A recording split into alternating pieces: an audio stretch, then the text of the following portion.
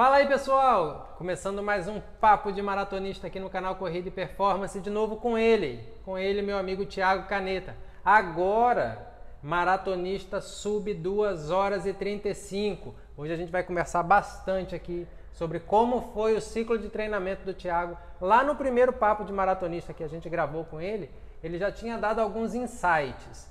Então hoje a gente vai falar aqui como foi o ciclo dele até chegar na prova em si. Ele vai contar pra gente tudo o que aconteceu na prova, tá bom? Então, Thiago, bem-vindo de novo aqui no Corrida e Performance. Obrigado. É a sua casa.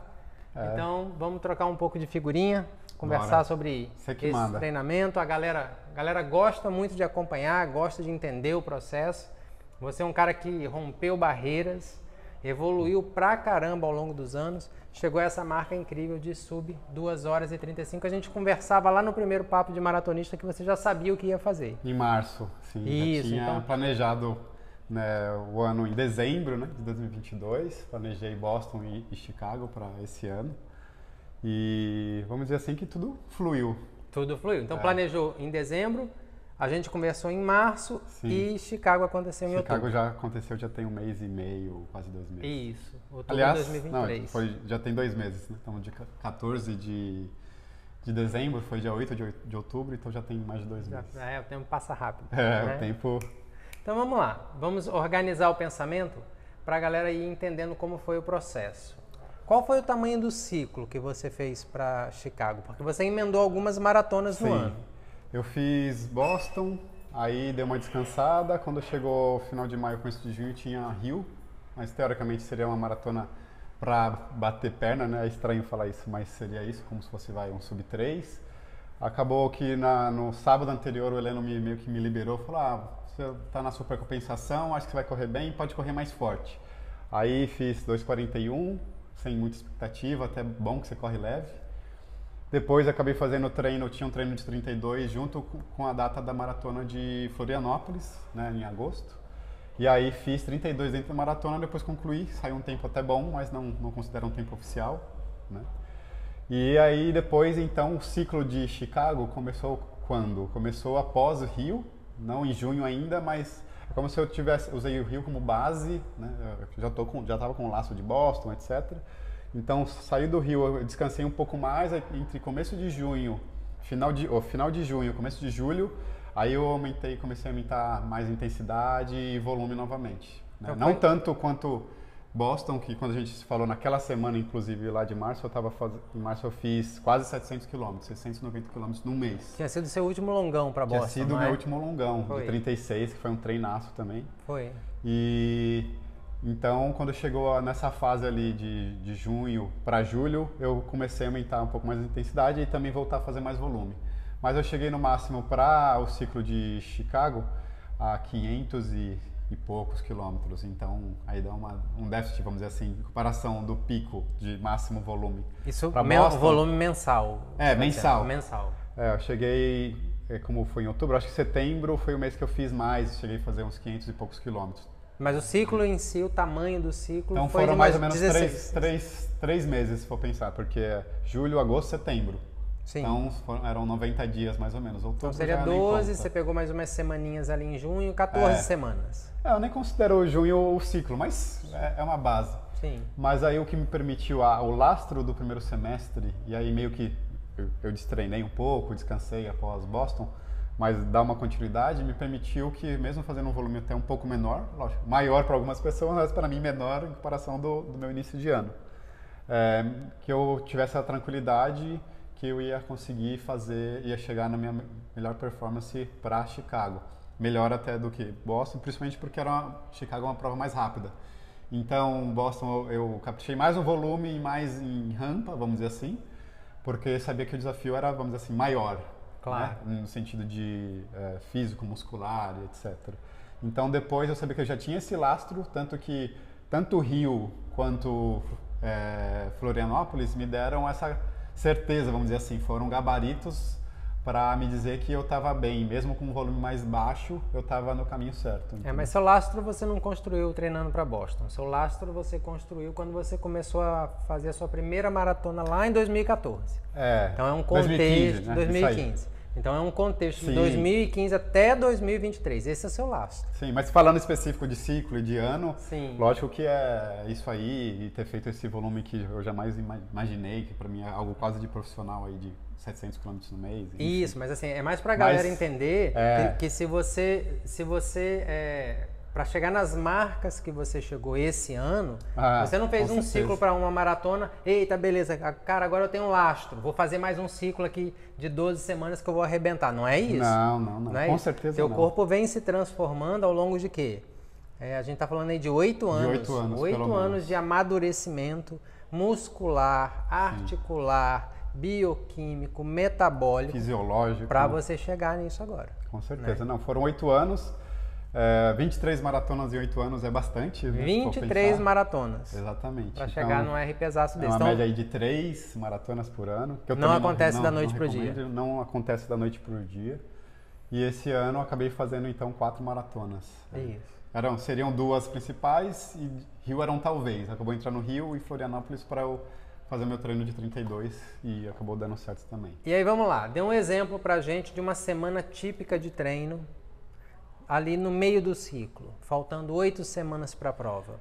Como é que era a sua semana de segunda a domingo? Vamos lá, um exemplo. Como eu geralmente nessa fase, aí eu já tô dobrando todos os dias, praticamente. Para quem não sabe o que é dobrar todo dia, é correr 2 vezes, em 2 períodos. Corre de manhã e corre à noite. Corre de manhã e corre meio da tarde, final da tarde, à noite, depende da rotina. Né? Em 2 turnos. Em 2 turnos. Com quantos quilômetros você começou a dobrar o treino? Você diz a partir de que volume semanal? Isso. Então, eu não faço por volume semanal, mas estava com uma média já de 80, 90 a 100 quilômetros. E eu queria aumentar para 120, 130. Isso, geralmente é o que eu recomendo mesmo. Assim, a partir de 90 quilômetros você começa a pensar em dobrar. Senão não vale a pena você dobrar. Antes disso você faz o treino num bloco só, que a vantagem fisiológica é maior. No segundo semestre, o meu tipo de treino geralmente é segunda e quarta as intensidades, né? Então segunda geralmente um tempo run. Tá, então tempo run na segunda. E na quarta um intervalado, um fartlek, alguma coisa mais de... 2 treinos de qualidade por semana. 2 treinos de qualidade. Tempo run na segunda, um treino, vamos dizer assim, de VO2. De VO2. Na quarta. Na quarta. Só que assim, como eu sempre treino 2 vezes, quando eu faço... Faz de conta, geralmente eu faço uma rodagem na segunda cedo e faço... Tempo run à noite. Certo. Ou vice-versa. Geralmente é o contrário, né? Um treino geralmente forte, eu já faço o forte turno. de manhã e já faço um regenerativo no segundo turno. Certo. Aí na terça é só... Leve, só rodagem. Só rodagem, basicamente. Uma vez ou 2 vezes? 2 vezes. Primeiro turno uma rodagem e no segundo turno uma rodagem. Só que aí o que eu faço? Geralmente na segunda rodagem eu faço uns strides no final. Geralmente é 12, cara. Vamos supor que eu rodei 10... Nessa fase eu quero rodar entre 20 e 22 km por dia. Então eu rodei 10 de manhã, aí eu vou rodar 12 à noite, né? 12 no final do dia. Aí quando deu 11, aí eu faço os strides, tipo 15 segundos na pegada, aquele negócio da Anabia, como que é? Fala difícil? Do sistema que fica anabiorose. Anaerobiose. Anaerobiose. Sistema sem oxigênio. Sem oxigênio, né? Anaeróbio. Isso. E é isso aí, eu não sou o técnico. Mas, então eu faço esses strides 6 vezes, que dá mais ou menos ali 1 quilômetro e pouco, no final do treino, que é para dar um estímulo no corpo aí e dar uma trocada aí nas... Isso, num vídeo recente do canal eu falei sobre isso, né? A questão das mitocôndrias. Das mitocôndrias. E aí, a cereja do bolo... Hoje, para a ciência, são os strides, que faz ali a remoção das mitocôndrias velhas e estimula as novas que vêm com todo o gás para produzir ATP. E aí você manter, né? E por isso que o volume acaba ajudando nisso. Então, beleza, mas espera aí que a semana não acabou, não. Não, ainda não. Deixa eu recapitular aqui. Terça. Deixa eu recapitular aqui. Segunda-feira, limiar de manhã, regenerativo à tarde. Terça, leve de manhã, leve à tarde. Mas com um stride no final. Com stride no final. Quarta, VO2 de manhã. VO2 de manhã e leve à tarde. Bem leve à tarde. Até uma terra, uma grama, alguma coisa se eu puder. Por exemplo, eu estava ali perto do Ibira, ia pro Ibira pra terra. Quinta. Na quinta era aí a mesma coisa da terça praticamente. Leve de manhã, leve à tarde, com os stridezinhos. Sexta-feira. Sexta-feira, às vezes eu colocava algo Não chega a ser o limiar da segunda, mas tipo um treino moderado. Uma rodagem moderada. É, uma rodagem moderada. Tá.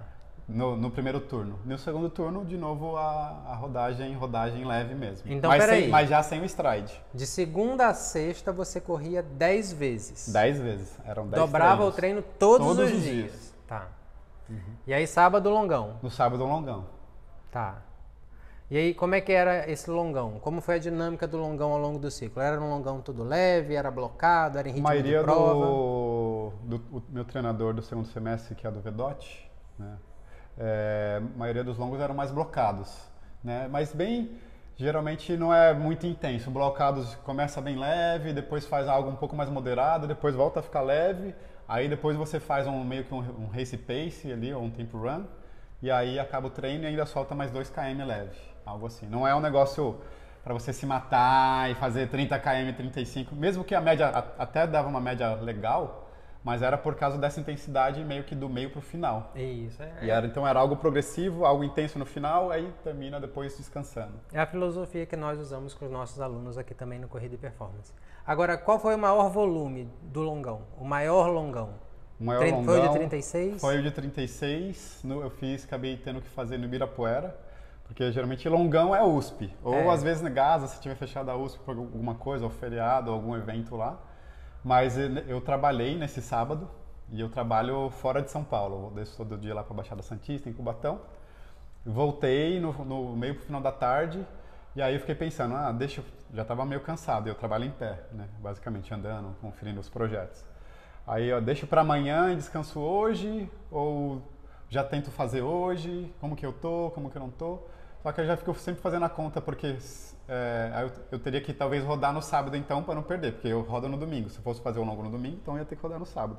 Então para rodar ou fazer o longo era melhor o quê? Eu descansar um pouco, e fazia logo esperar e e fazer logo. E como eu tava ali perto do parque, falei, não tem opção de ir, já era noite. Seria para treinar no final da tarde ou começo da noite. Não vai dar para eu ir lá para a USP, não tinha nem certeza se ia estar aberto ainda, etc. Falei, não, vai ter que ser no Ibirapuera. E aí, pra quem conhece o Ibira, foi quase que 6 voltas. 6 voltas ali, pegando os portões e tal.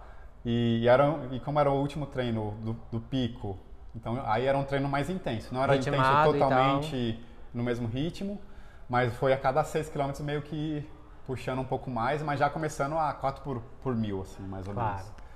Então, o longo foi esse, o último longo. E aí nos sábados era só o longo?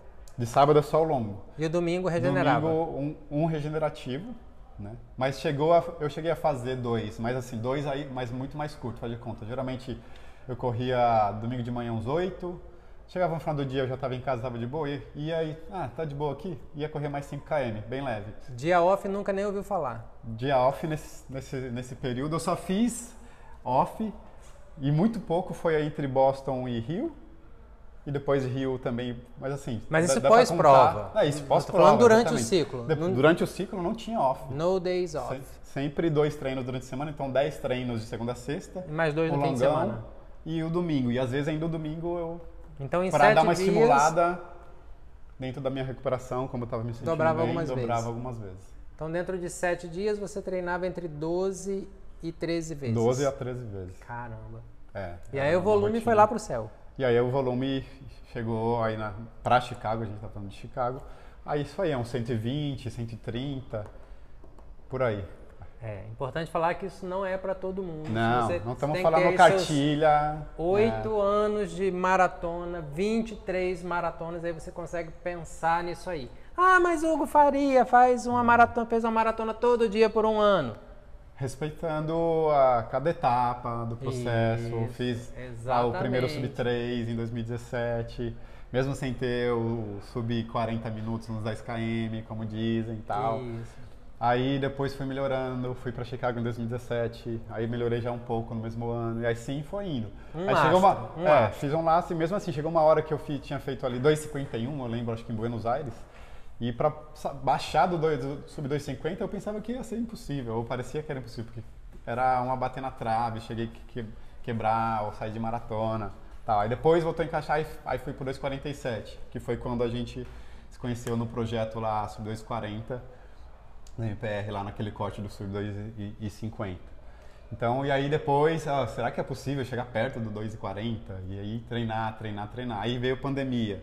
Mesmo assim, continuei treinando. Aí consegui fazer a maratona, uma das primeiras maratonas que voltaram no pré-pandemia, no pós-pandemia ou entre pandemia, né? Quando a pandemia ainda não tinha acabado, fui para Buenos Aires em 2021. Aí baixei um pouco mais, fiz 2,44, alguma coisa assim, 2,43, enfim. Aí você vai chegando. Então é isso, gente. Não estou falando que cartilha, não estou falando que é para todo mundo. Mas se você for respeitando esse processo, tiver Claro. né, essas etapas, esses degraus, tudo indica que você pode ir indo para esse caminho. Bora otimizar a conversa. Um ping-pong agora, bem rapidinho. Fechou. O melhor treino que você fez? Melhor treino para Chicago? Isso. A gente não tá falando para Chicago. Sem sombra de dúvidas, esse 36 foi o mais marcante, porque foi um treino muito bom, eu acabei inteiro, mesmo dando volta na ratoeira do Ibirapuera, com portões, com alguns cotovelos, fiz um treino que eu acabei inteiro. Beleza. Mas eu acho que eu não consideraria esse o principal treino para... Não, eu quero o seu. Qual foi aquele treino que você falou, cara, esse treino foi foda. É esse treino aqui que vai me botar lá para fazer 2 horas e 34 e 48. Não, foi esse 36. Beleza. Momento mais difícil durante o ciclo?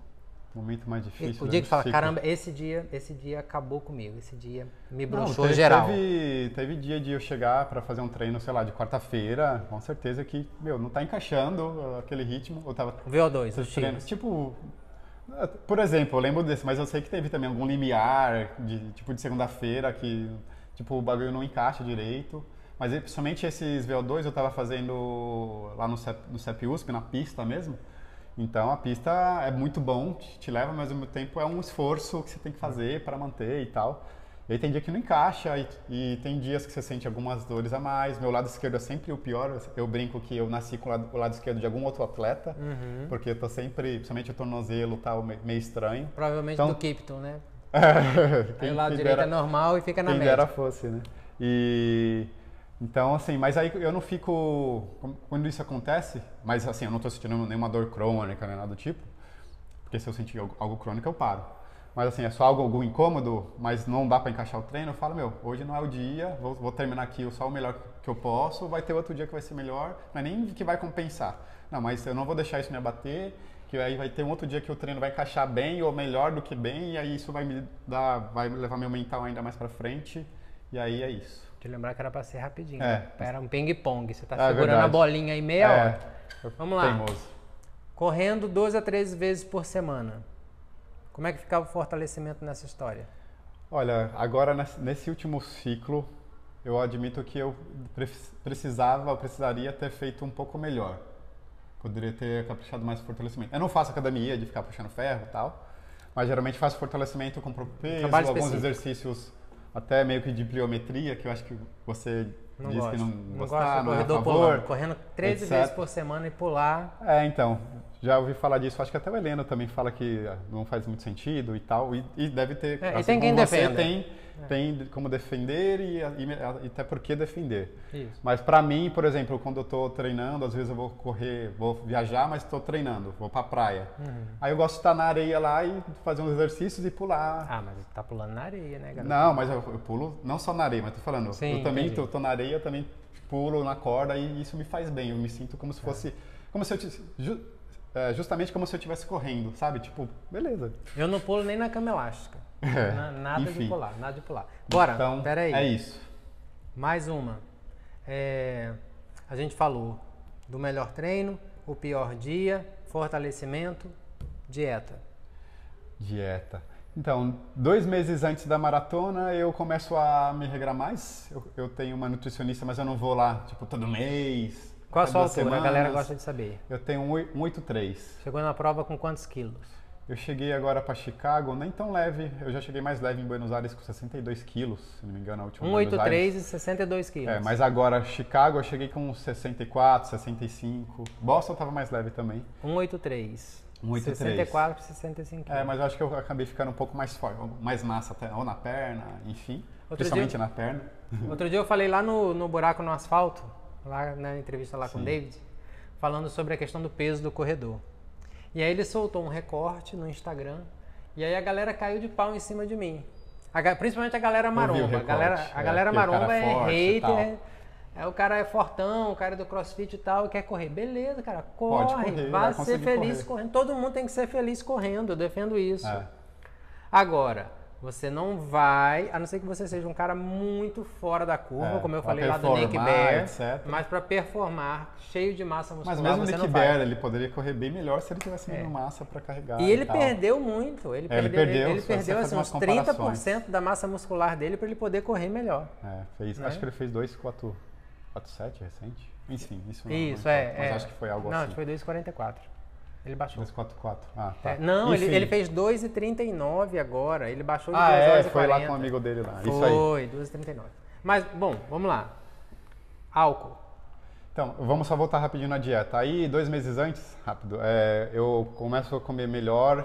A cada 2, 3 horas, faço meus lanches, levo para o trabalho, priorizo bastante proteína e tal. Então, aí eu tô sempre de tanque cheio. Não posso, eu fico nervoso de passar fome, entre aspas, né? De começar a sentir fome, sabe? Tipo, não, então eu não deixo isso acontecer nessa fase, porque eu tô com altíssimo gasto calórico, que eu já tenho normalmente. Imagina correndo 2 vezes por dia, 5 dias da semana, mais sábado, mais domingo, aí você continua isso por um mês, 2 meses, 3 meses, seu organismo fica entrar numa fadiga por déficit turbilhão, calórico, etc. Então, eu não evito passar fome, aí começo a cuidar um pouco mais de gel.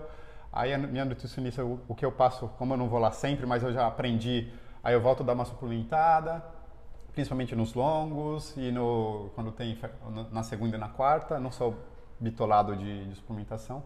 Então é isso, aí eu passo a ficar mais regular, aí entra na parte do álcool, né? Isso. Que falando que você já até me colocou, deixou famoso, entre aspas, falando que eu bebo minha cerveja sempre, tava falando bem tal, de tal. você, Não, falando bem mesmo, mas aí o pessoal já fala, o cara só bebe e corre assim, mas não é bem assim, né? Pô. Não, claro que não. Assim, eu em 2017, fazendo um recorte bem rápido, eu fiz minha maratona em Porto Alegre, fiquei 3 meses sem beber e não deu muito certo. Não que foi por isso, mas você fica com uma cobrança e tal. Aí, conversando com o Stuck falava também que bebia a cervejinha dele, eu falei, o cara, que é meu ídolo até hoje, faz isso, corre pra caramba, tem 2 horas e 3, por que eu que tô longe disso, vou ter que me privar tanto, ficar com essa cobrança e tal. Aí comecei a adaptar, comecei a não ficar, não sou de encher a cara mesmo, mas comecei a flexibilizar, beber uma cervejinha na semana, no final do dia, algo assim. E final de semana, depois do longo, tá meio que liberado, entendeu? Sono, quantas horas? Por causa do trabalho, eu acabo às vezes não dormindo tanto quanto eu gostaria. Eu consigo dormir 7, 8 horas, se precisar. Mas geralmente eu durmo, vou dormir em torno das 11, quando dá, antes eu vou antes, mas das 11 acordo às 5, algo assim. Então são 6 horas em média aí de sono. E acordo bem, recuperado, e não tenho problema de insônia, eu encosto e Pra gente fechar esse nosso bate-papo, fala da prova. Como foi a prova em si, sua estratégia para a prova, sua suplementação na prova, em que momento você viu que dava para acelerar, em que momento você achou que devia segurar. Faz aí uma rapidinha de como foi a prova. Eu fiquei aí entre uns 2 meses antes, 1 mês e meio, 1 mês antes, entre 2 estratégias, porque assim, o meu tempo oficial até então era 2:40 e 20, desconsiderando Floripa. 2:40 e 20. Só que eu sabia que eu treinar só para 2:40, faz de conta, 2:39, ou almejar colocar esse alvo só 2:39, sub 2:40, já era algo morto, vamos dizer assim. Então não fazia muito sentido eu treinar só para aquilo, só entrar para o meu nível, que eu já estava ali, não fazia sentido. Mas aí eu podia treinar para 2:37, ou almejar algo assim, que também é um tempasso, é um tempo muito bom. Só que eu falei, tanto que eu já estou treinando com as balizas que eu fiz de Rio e Floripa.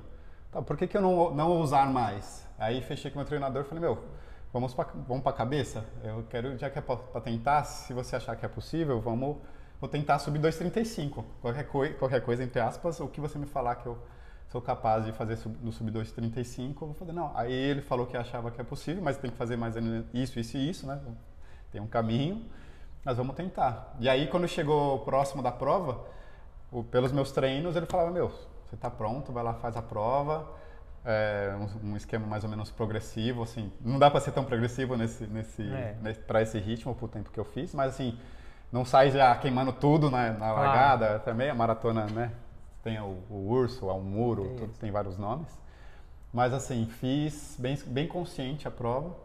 E aí realmente eu peguei pra mim falando, meu, eu posso fazer o sub 2:35, porque eu acho que eu tô preparado. E aí Rio e Floripa foi dando essa mais confiança pra mim. Os treinos, né? O treino de 36.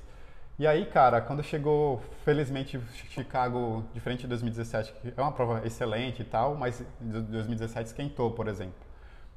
Pouco chegou a fazer no final lá 23, 25 graus, até mais. Conta sensação. da prova que a gente tá ansioso para saber como foi a prova, você tá rapaz. mais ansioso do que eu. Então o que? Eu tava bem preparado, o clima ajudou e quando largou a prova, a sensação é como se fosse eu só inclinei o corpo, dei a primeira passada e foi. Tipo, entrou em cruzeiro.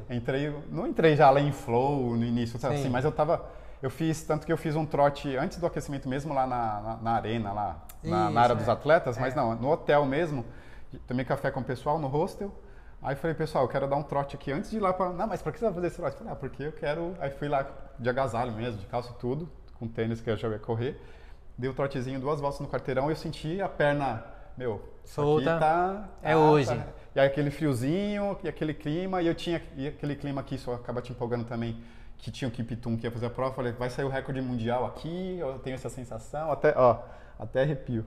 Então é isso, eu tô num palco maravilhoso, eu tô bem treinado, chegou o meu momento, e é isso, quando deu a largada, foi isso, como só inclinar o corpo e ir. Aí, os primeiros 10 km ali é meio muvucado, muita gente. Não pega e tal. Não tive nem tanto problema com o GPS, só que aí depois a gente pode falar sobre isso em uma outra oportunidade, mas o meu relógio eu deixei fora do autolap e eu dava a cada 5 km. Entendi. 5, 10, aí eu tinha mais ou menos uma ideia das passagens. Certo. Se não me engano era próximo de 16 baixo, alguma coisa assim. E aí aí 5 km. Tá ali. Aí saiu já um pouquinho, não, o primeiro um pouco mais alto por causa da muvuca. Aí no segundo já abaixo, terceiro abaixo. Mas assim, tava correndo sem forçar nada, só fluindo. Quando chegou na meia, que eu tava assim, aí na meia eu entrei no meio com um flow mesmo, aí eu falei, meu, essa aqui é a minha prova. Essa prova, você já sabia ali na meia, não é que não vai acontecer nada, né? Mas quando você não se matou, você não tá ofegante, sua musculatura tá ok, não sei o quê, eu falei, meu. E você corre depois, até a meia tem uma certa muvuca, mas depois da meia você corre praticamente sozinho, né? Mas eu só fui passando gente, assim, muita gente. Mas eu digo assim, espalha. A partir dos 10 já tava bem vazio, assim. Aí da meia em diante, muito vazio. Aí eu chegava em pessoas ou em grupos, assim, falava, meu, vou conseguir correr com alguém agora.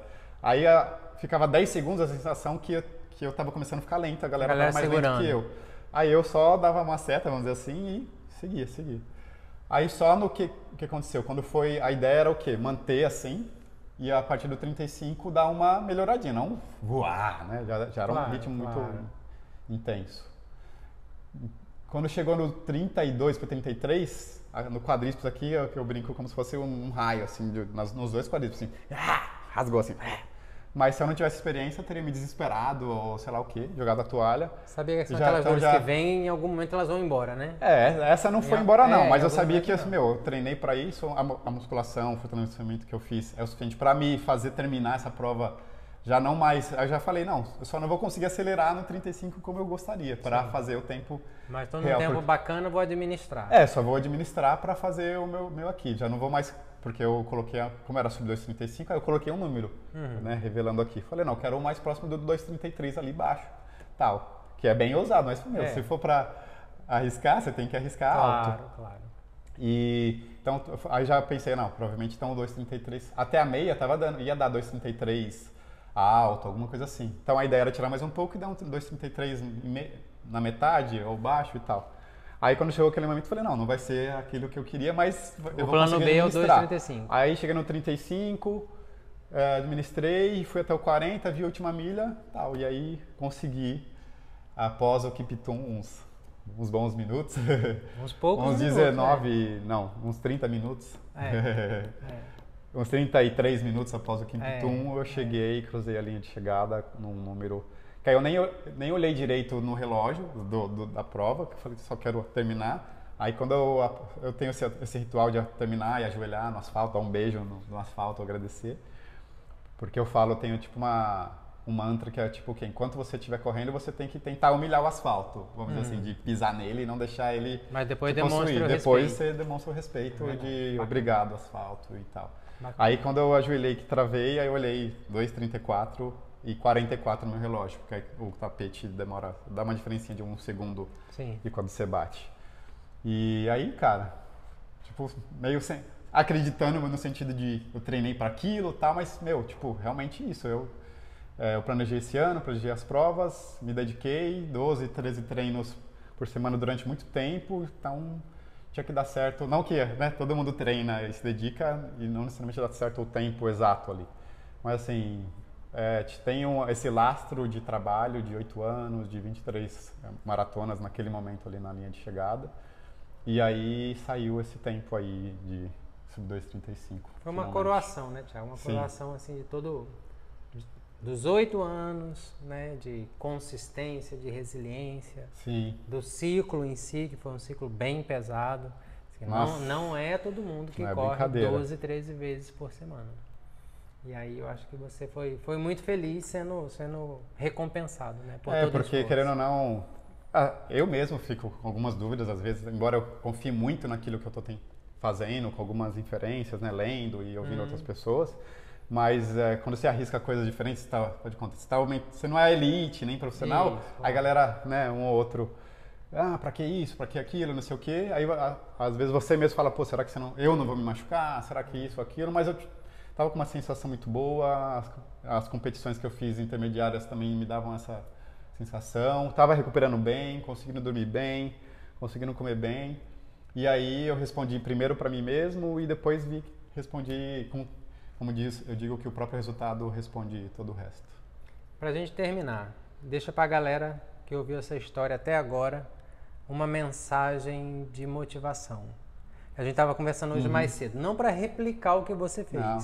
mas para entender que independente do nível que eles estiverem, tem um caminho, um desconhecido que merece ser experimentado. Então, o que você falaria para essa galera? O cara quer tentar o primeiro sub 4, o sub 3,30, o sub 3 e assim por diante. Acho que primeiro é ter claro o seu objetivo, igual eu já tinha muito próximo do sub 2,40, eu queria o sub 2,40, mas como eu falei, já estava morto o 2,39, então tinha claro do meu potencial, junto com todo esse histórico, e o quanto que eu podia fazer. E aí, independente do que qualquer um dissesse, então tinha claro isso para mim e o que eu poderia tentar alcançar. Então, quando você tem claro isso, você colocar metas, poucas de preferência, e ter, preferencialmente, se possível, um profissional, né, ou uma assessoria e tal, para te dar as balizas para você, o quê? De treino, de volume, de quantos treinos você faz na semana, se faz, não inventar moda também,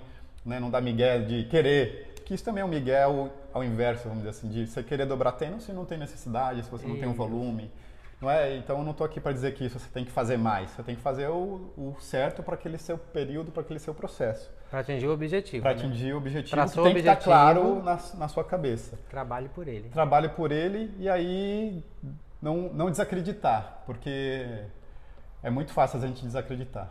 Porque bate o cansaço ou bate qualquer outra coisa.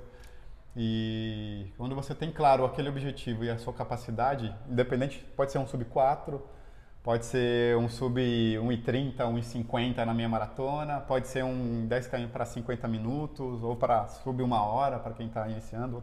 Confie no seu taco, né? Não tem a performance, a minha performance 2,34 hoje, não é a performance de outras pessoas que estão começando ou estão no intermediário. Claro. A performance é muito subjetivo e É particular. individual. Então, é por isso, é particular. Individual. A sua performance, você está fazendo, já vai fazer sua primeira maratona para sub 4 horas, às vezes, isso é a sua performance. Ninguém claro. Pode falar que não.